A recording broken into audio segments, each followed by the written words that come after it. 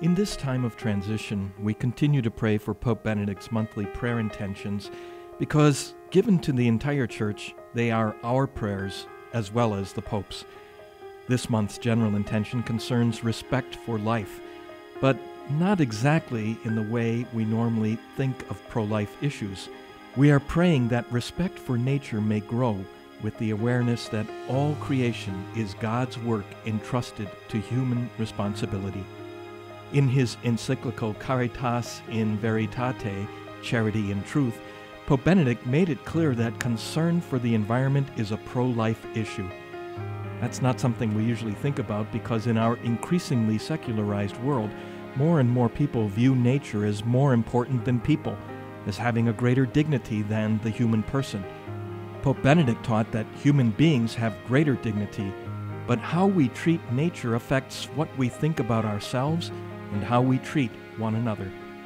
The following are excerpts from numbers 48 through 51 of Pope Benedict's encyclical, Caritas in Veritate. The environment is God's gift to everyone, and in our use of it we have a responsibility towards the poor, towards future generations, and towards humanity as a whole. When nature, including the human being, is viewed as the result of mere chance or evolutionary determinism, our sense of responsibility wanes. In nature, the believer recognizes the wonderful result of God's creative activity. If this vision is lost, we end up either considering nature an untouchable taboo or, on the contrary, abusing it. Neither attitude is consonant with the Christian vision of nature as the fruit of God's creation. It should be stressed that it is contrary to authentic development to view nature as something more important than the human person.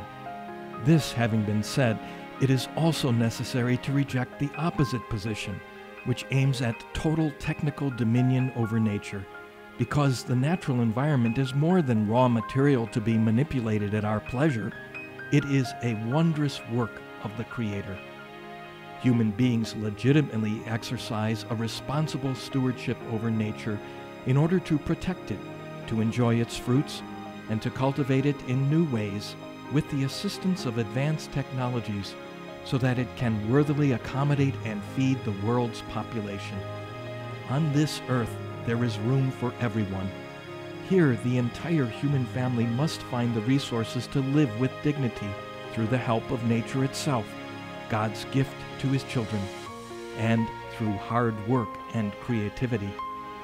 At the same time, we must recognize our grave duty to hand the earth on to future generations in such condition that they too can worthily inhabit it and continue to cultivate it. The way humanity treats the environment influences the way it treats itself, and vice versa.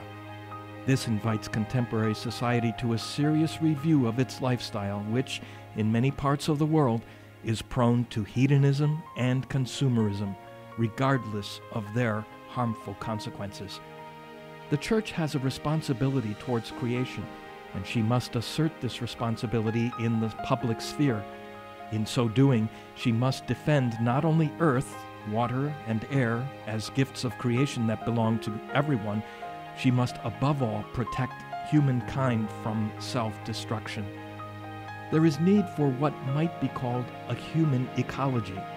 If there is a lack of respect for the right to life and to a natural death, if human conception, gestation, and birth are made artificial, if human embryos are sacrificed to research, the conscience of society ends up losing the concept of human ecology and, along with it, that of environmental ecology. It is contrary to insist that future generations respect the natural environment when our educational systems and laws do not help them to respect themselves.